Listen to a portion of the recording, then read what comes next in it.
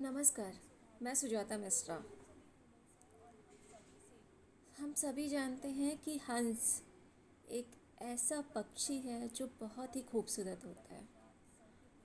वह बिल्कुल सफ़ेद कलर का होता है और माँ सरस्वती का वाहन भी माना जाता है।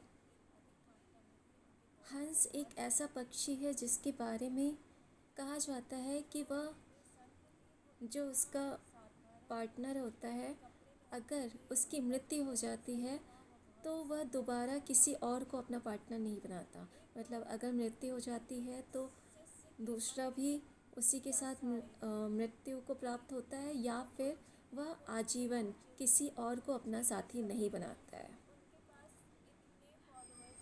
हंस जैसे पक्षी को सबसे बुद्धिमान पक्षी माना जाता है, और हंस बहुत ही बुद्धिमत्ता से पूर्ण पक्षी माना जाता है।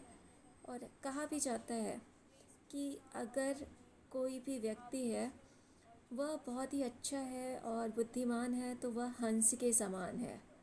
और अगर उसने आध्यात्मिकता को पा लिया है और या फिर समाधि ले चुका है, मोक्ष की प्राप्ति हो गई है उसे, तो ऐसा कहा जाता है कि वो अब परम हंस हो गया है। हंस इतना सुंदर पक्षी होता है कि हर कोई चाहता है कि अगर जीवन हो तो उसका हंस के जैसा ही जीवन हो। इसी के रिलेटेड मैं एक छोटी सी कहानी आपको सुनाना चाहती हूँ।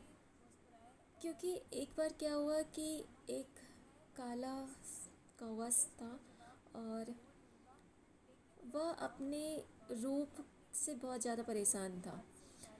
वह सोचता था कि उसको भगवान ने ऐसा क्यों बना दिया है। और एक बार जब एक हंसों का जोड़ा उस मानसरोवर झील में आया, तब उस कौवे की नज़र उस पर पड़ी। उस कौवे ने सोचा कि यह कितना सुंदर हंस है और कितना अच्छा है, अगर मैं भी इसके जैसा बन जाऊं तो कितना अच्छा हो। जैसा कि हम सभी जानते हैं, हम किसी की भी कॉपी कर ले या कुछ भी कर ले, हम उसके जैसा नहीं बन सकते हैं, क्योंकि हम सभी यूनिक होते हैं, चाहे वो एक कौवा ही क्यों ना हो। लेकिन जब कौवे ने हंस को देखा तो उसने सोचा कि क्यों ना मैं बिल्कुल इसकी तरह बन जाऊं, और जैसा ये लोग करते हैं वैसा ही मुझे भी करना होगा। वह एक पेड़ पर रहता था, और उसने उस पेड़ को छोड़ दिया और वह हंसों के साथ उसके पास पहुंच गया। उसने हंसों से पूछा कि आप इतने सुंदर कैसे हो, आप भी मुझे कुछ बताओ। लेकिन हंसों ने कहा कि ये तो हमारा जन्मजात गुण है। हम जब पैदा हुए थे तब इसी गुण के साथ पैदा हुए थे, और अभी तक हम उसी जन्मजात गुण के कारण ही ऐसे हैं। आप जैसे हो वैसे ही रहोगे, क्योंकि आप जन्मजात कौवे हो।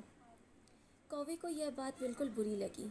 उसने सोचा कि शायद हंस उसे बताना नहीं चाहता है।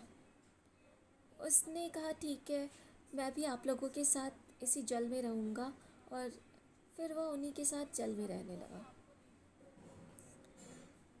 हंस जो जल का प्राणी था, उसने कौवे को बहुत समझाने की कोशिश की, लेकिन कौवे को कुछ भी समझ में नहीं आया।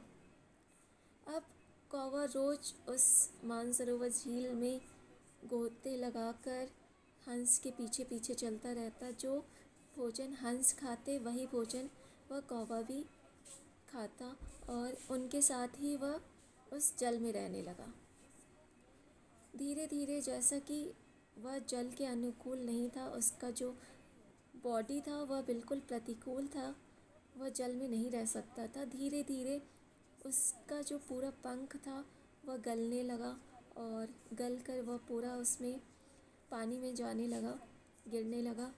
लेकिन उसने उस चीज़ को छोड़ा नहीं अपना।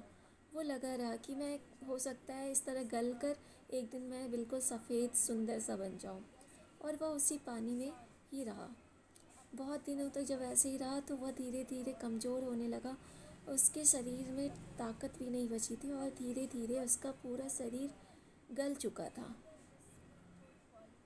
अब वह बिल्कुल अंतिम स्टेज पर था, उससे पता चल गया था कि उसने जो नकल किया है वह बिल्कुल उसके प्रतिकूल नहीं था, और अब वह अनुकूल नहीं था उसके बिल्कुल, और अब वह बिल्कुल मृत्यु के निकट पहुंच चुका था। उसे अपनी गलती का एहसास था। उसे समझ में आ रहा था कि उसका जो रूप है वह जन्मजात कौवे का है, और उससे हमेशा वही रूप, मृत्यु पर्यंत वही रूप रहना था। और किसी की नकल करके या किसी को देखकर आप बिल्कुल उसके जैसा नहीं बन जाते। जबकि कौवा हिंदू पद्धति में माना जाता है कि बहुत ही शुभ पक्षी होता है, और हमारे जो पूर्वज होते हैं उनको भी कौवे के रूप में ही माना जाता है, और श्राद्ध पक्ष में, पितृपक्ष में कौवे को भरपूर भोजन करवाया जाता है। ऐसा माना जाता है कि वे सभी पूर्वज होते हैं और उनकी आत्मा की तृप्ति उन्हें भोजन देकर किया जाता है। लेकिन यह सब कुछ भूल कर कौवा हंस बनने चला था, जो कि वह नहीं बन पाया और मृत्यु को प्राप्त हुआ। तो हमें सीख मिलती है इस स्टोरी से कि कभी किसी की नकल ना करें, और हम जैसे हैं हम वैसे ही रहें, तो शायद हम कुछ अच्छा कर सकते हैं, और हमें वैसा ही करना चाहिए। तो आपको ये स्टोरी कैसी लगी? अगर अच्छी लगी है तो प्लीज़ लाइक एंड शेयर। बैठे क्यों हैं आप अभी तक? Subscribe. Sujata Mishra. Thank you for watching.